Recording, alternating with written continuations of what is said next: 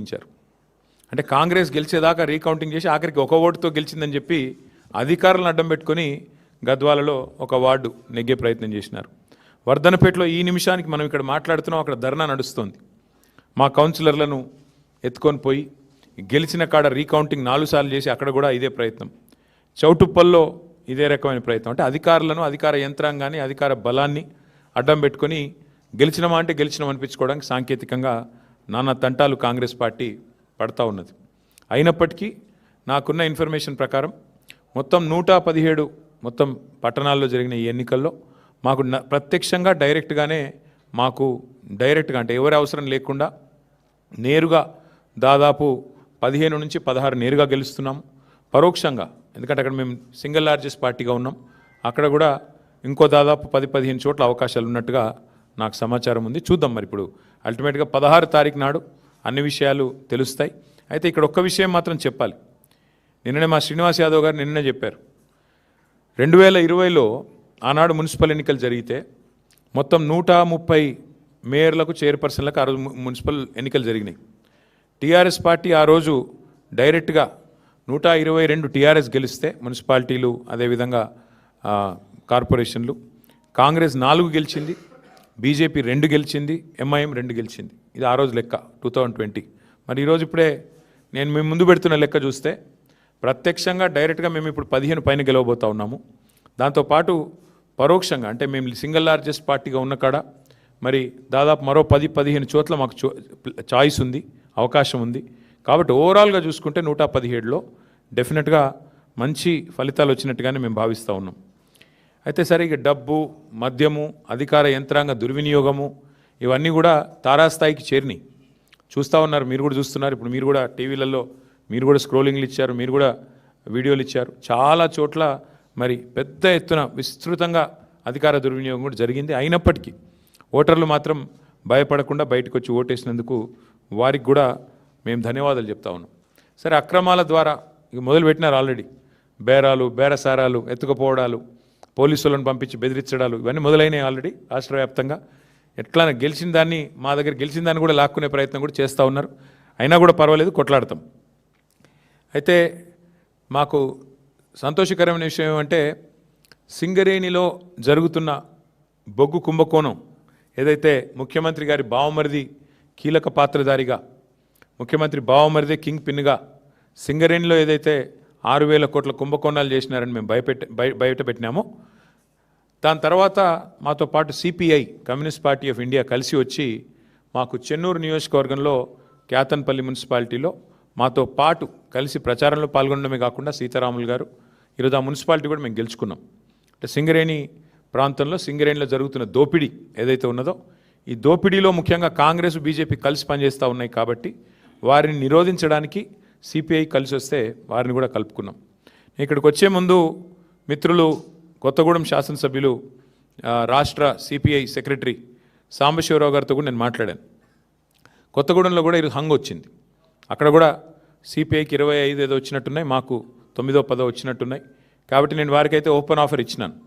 సింగరేణిలో జరుగుతున్న కుంభకోణాలు, సింగరేణిలో జరుగుతున్న దుర్మార్గాలు, అరాచకాలకు అడ్డుకట్ట వేయాలి అంటే డెఫినెట్గా మేము మీతో కలిసి వస్తాము. కాంగ్రెస్, బీజేపీని అడ్డుకోవాల్సిన అవసరం ఉంది. ఎందుకంటే ఈ 2 చోట్ల కూడా అక్కడ 51% వాటా సింగరేణిలో రాష్ట్ర ప్రభుత్వానికి ఉంది, కాంగ్రెస్ ప్రభుత్వం ఇక్కడ ఉన్నది. 49% వాటా కేంద్ర ప్రభుత్వానికి ఉంది, బీజేపీకి అందులో భాగస్వామ్యం ఉంది. ఇన్ని అక్రమాలు జరుగుతున్నాయని చెప్పి మేము గొంతెత్తి ధర్నాలు చేసి, క్షేత్రంలో ఘోషించి, ప్రెస్ మీట్లు పెట్టి, గవర్నర్ని కలిసి ఇంత హంగామా చేస్తే మరి ఇంతవరకు అటు కాంగ్రెస్ చప్పుడు చేయదు, ఇటు బీజేపీ చప్పుడు చేయదు. అందుకే మిత్రులు సిపిఐ రాష్ట్ర సెక్రటరీ మరి సాంబశివరావు గారికి నేను ఫోన్ చేసి చెప్పాను, మీరు కనుక తీసుకోవాలనుకుంటే కొత్తగూడెం కార్పొరేషన్ మీరు తీసుకోండి, మేము మద్దతు ఇస్తాం ఓపెన్గా అని చెప్పి కూడా వారికి చెప్పడం జరిగింది. ప్యూర్లీ ఒకటే ఉద్దేశం, సింగరేణిలో జరుగుతున్న దోపిడీని, సింగరేణి కేంద్రంగా ఉన్న కొత్తగూడెంలో తప్పకుండా అక్కడ మరి కాంగ్రెస్, బీజేపీని ఎండగట్టాలన్న ఉద్దేశంతోనే ఈ ఆఫర్ కూడా మేము ఇచ్చాము. అట్లా కలిసి వచ్చే లౌకిక పార్టీలు ఉంటాయి, చాలా రకరకాల కాంబినేషన్స్ ఉంటాయి. ఇవన్నీ కూడా చూసిన తర్వాత మేమైతే డెఫినెట్గా గట్టిగా పోరాడినాము. గట్టిగా క్షేత్రస్థాయిలో మా నాయకులు, మా కార్యకర్తలు కూడా బలంగా కొట్లాడారు. మంచి భవిష్యత్తు ఉంది అనడానికి. అట్లాగే ఈరోజు మరి ప్రధాన ప్రత్యామ్నాయం, ప్రధాన ప్రతిపక్షమే. ఈ రాష్ట్రంలో కాంగ్రెస్తో పోరాడగలిగిన శక్తి, కాంగ్రెస్ను గద్దెదించే శక్తి, బీజేపీని నిరోధించే శక్తి ఖచ్చితంగా బీఆర్ఎస్కు మాత్రమే ఉంది అని మొన్న పల్లెల్లో జరిగిన ఎన్నికలు, ఇవాళ పట్టణంలో జరిగిన ఎన్నికలు తేల్చి చెప్పాయి. పల్లెల్లో 4000 పైచిలకు సర్పంచులు గెలిపించారు ప్రజలు. మరి అట్లాగే పట్టణంలో కూడా ఇది చూస్తే దాదాపు 730-740 వార్డులు గెలిచి అక్కడ ఇక్కడ 2 చోట్ల కూడా ప్రధాన ప్రతిపక్షం కేవలం బీఆర్ఎస్ మాత్రమే, పోరాడే సత్తా ఉన్న పార్టీ బీఆర్ఎస్ మాత్రమే. 2 పార్టీలు, ఒకటి ఢిల్లీలో అధికారంలో ఉంది, ఇంకోటి రెండోది రాష్ట్రంలో అధికారంలో ఉంది. కానీ ఈ 2 పార్టీలు ఉన్నప్పటికీ, ఎన్ని రకాల కుయుక్తులు పనినప్పటికీ బీఆర్ఎస్ఏ, కేసీఆర్ గారి నాయకత్వమే ఈ రాష్ట్రానికి శ్రీరామ రక్ష అని చెప్పి మళ్ళీ ఒకసారి అటు పల్లెల్లో ఇటు పట్టణంలో ప్రజలు తేల్చినట్టయింది. మరి ఇదే ఉత్సాహంతో రేపు హైదరాబాద్ కార్పొరేషన్ కానీ, మిగతా కార్పొరేషన్ వరంగల్, ఖమ్మం కానీ, అట్లాగే జిల్లా పరిషత్ ఎన్నికలు పెడితే వాటిలో కానీ ఇదే ఉత్సాహంతో ముందుకు పోతాం. డెఫినెట్గా ఎక్కడెక్కడైతే ఈ దుర్మార్గాలు, అరాచకాలు జరిగినాయో వీటిని వదిలిపెట్టం.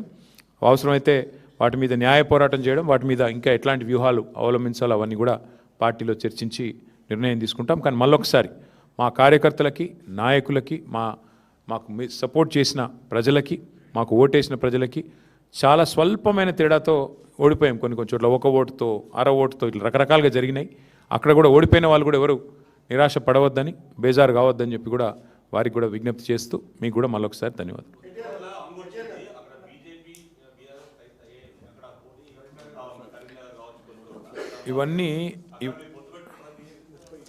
ఇవన్నీ బ్రదర్, ఇవన్నీ ఒక దగ్గర లేట్ల పరిస్థితి దాదాపు 30 చోట్ల ఉంది. కావాలంటే లిస్ట్ చదవమంటే చదువుతాయి. నాగర్ ఉంది ఎక్కడెక్కడ హంగు ఉన్నది అనే దానికి ఇగో చదువుతా నేను.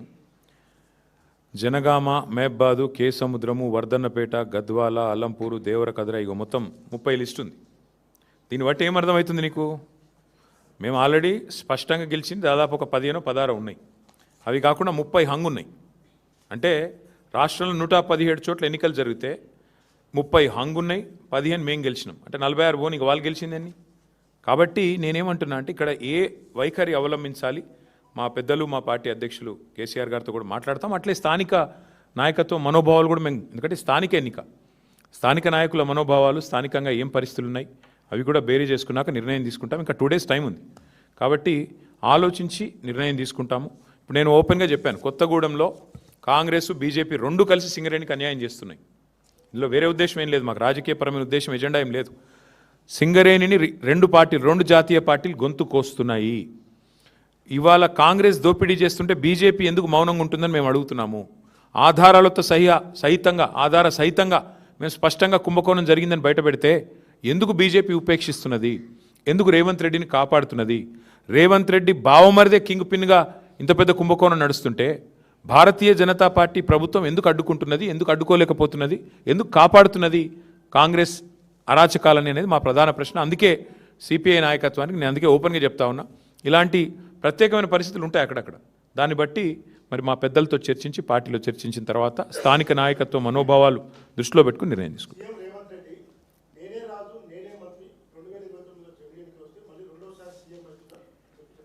సరే అనేది చాలామంది అట్లా అనుకున్న వాళ్ళు ఇదివరకు చూడలేదా? తుగ్లక్ ఉండేవాడు, ఇక చాలామంది ఉన్నారు అసొంటోళ్ళు. ఇట్లాంటి పిచ్చి తుగ్లక్లు చాలామంది ఉంటారు.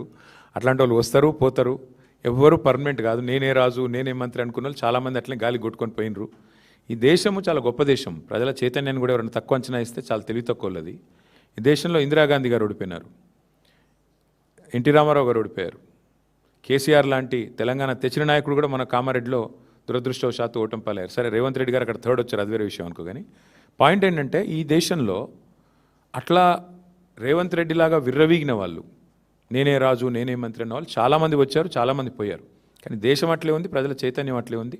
చైతన్యాన్ని తక్కువ అంచనా వేసిన వాళ్ళు ఎవరైనా కూడా గాలికి పోతారు భవిష్యత్తులో. పార్టీ మారిన ఎమ్మెల్యేల విషయంలో మేము మొదటి నుంచి ఒకటే చెప్తున్నాం. రేవంత్ రెడ్డి గారు మళ్ళీ నాకు తెలిసి ఇవాళ వచ్చి మేము గెలిచినాము, మాకు తిరుగులేదు, వెరుగులేదు, నేనే రాజు, నేనే మంత్రి అని మళ్ళీ పోజులు కొడతాడు. నేను రేవంత్ రెడ్డిని ఒకటే అడుగుతున్నా, మీరు కూడా అడగండి. ఇలా ప్రెస్ మీట్ పెడతారు కదా, అడగండి. నిజంగా నీ గవర్నమెంట్ మీద నీకు అంత నమ్మకం ఉంటే ఆ 10 మందితో రాజీనామా చెప్పించి ఎలక్షన్కి చూద్దాంపా. ఎందుకంటే ఇవి స్థానిక ఎన్నికలు. ఆ స్థానికంగా మోరీ బాగుందా, ఆడ నీళ్ళు వస్తున్నాయా లేవా, ఆడ అభ్యర్థి ఓడిపోయిందా గెలిచిండా, వీటన్నిటి మీకెళ్ళి నడుస్తుంది. ప్లస్ ప్రభుత్వం ఎన్నిటి మీకెళ్ళి నడుస్తుంది. నీకు తెలుసు, నాకు తెలుసు. ఇప్పుడు బాన్స్వాడ్ ఉంది, ఫర్ ఎగ్జాంపుల్ చెప్తున్నాను. నేను పోయి మొన్న ఆడ సవాల్ చేసిన పోచారం గారిని, రండి రాజీనామా చేసి రండి, భయం ఎందుకు? నిజంగానే బాన్స్వాడ మున్సిపాలిటీ గెలిచిన అంటది కదా కాంగ్రెస్, రా మరి గోదాలోకి రా, బాన్స్వాడలో రాజీనామా చేయి. ఒక పోచారం గారే కాదు, 10 మంది ఎమ్మెల్యేలు ఎవరైతే ఇవాళ కాంగ్రెస్ వాళ్ళు వాళ్ళ పార్టీలో చేర్చుకున్నారో, సరే స్పీకర్ గారు చేర్చుకోలేదని చెప్పి ఏదో సాంకేతికంగా చెప్తుండు, కానీ మీకు తెలుసు, మాకు తెలుసు, ప్రజలకు తెలుసు. అక్కడ ఎన్నికలకు రండి, రాజీనామా చేయండి, ఎన్నికలకు రండి, ప్రజలు చెప్తారు. 10 చోట్ల ఉప ఎన్నికలు వస్తే డెఫినెట్గా అదొక ఇండికేటర్ అవుతుంది. ఇక అక్కడక్కడ జరిగిండొచ్చు, అక్కడ లోకల్ కండిషన్స్ ఏందో నాకు తెలియదు, బట్ అక్కడక్కడ జరిగిండొచ్చు. చేసు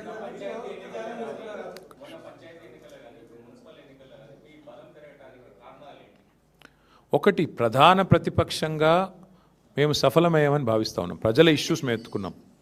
6 గ్యారంటీల అమలు వైఫల్యం, 420 హామీల అమలు వైఫల్యం, బలహీన వర్గాలకు ఈ ప్రభుత్వం చేసిన మోసాన్ని ఎండగట్టడంలో, మైనారిటీలకు ఈ ప్రభుత్వం చేస్తున్న అన్యాయాన్ని ఎండగట్టడంలో, దళిత గిరిజనులకు ఈ ప్రభుత్వం ఇచ్చిన హామీలు ఎగ్గొట్టిన విషయంలో కానీ, మహిళల విషయంలో కానీ, యువకుల విషయంలో కానీ, ప్రతి విషయంలో అందరికంటే యాక్టివ్గా, అగ్రెసివ్గా ముంగటున్నది బీఆర్ఎస్ పార్టీ, కేసీఆర్ గారి నాయకత్వం. కాబట్టి సహజంగానే మా కోసం కొట్లాడుతున్న వాళ్ళు అనే భావన ఉన్నప్పుడు ప్రజలు కూడా మాకే మద్దతు ఇస్తున్నారు, ఇస్తారు. ఇంకోటి, ఇప్పుడు 2 ఏళ్ళకే ఇట్లుందంటే, ఇప్పుడే నేను మీకు చెప్పిన బ్రదర్, మళ్ళొకసారి చెప్తా ఉన్నా, 2020లో అంటే సరిగ్గా అప్పుడు మాకు కూడా ఎలక్షన్కి ఇంకా 3 ఏళ్ళు దూరం ఉండే. ఆ రోజు 130 మున్సిపాలిటీలో ఎలక్షన్ అయితే మేము 122 గెలిచినాం. కాంగ్రెస్ కేవలం 4, సింగిల్ డిజిట్ దాటలే. ఇక బీజేపీ 2, ఎంఐఎం 2.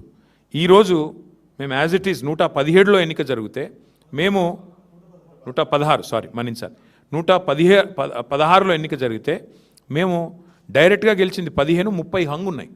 దీన్ని బట్టి అర్థం చేసుకోవచ్చు మీరు, ప్రజల ఆగ్రహం కానీ, ప్రజల అభిప్రాయం కానీ, జనరల్గా సర్వసాధారణంగా. ఇప్పుడు మేము 32 జిల్లా పరిషత్లు 32 గెలిచామా ఆ రోజు? కార్పొరేషన్లు అన్నీ గెలిచినాం, 10కి 10. మున్సిపాలిటీలో 130 అంటే 122 గెలిచినాం. కాబట్టి ఇట్లాంటి పరిస్థితులు ఆ రోజు ఉండే, కానీ ఈ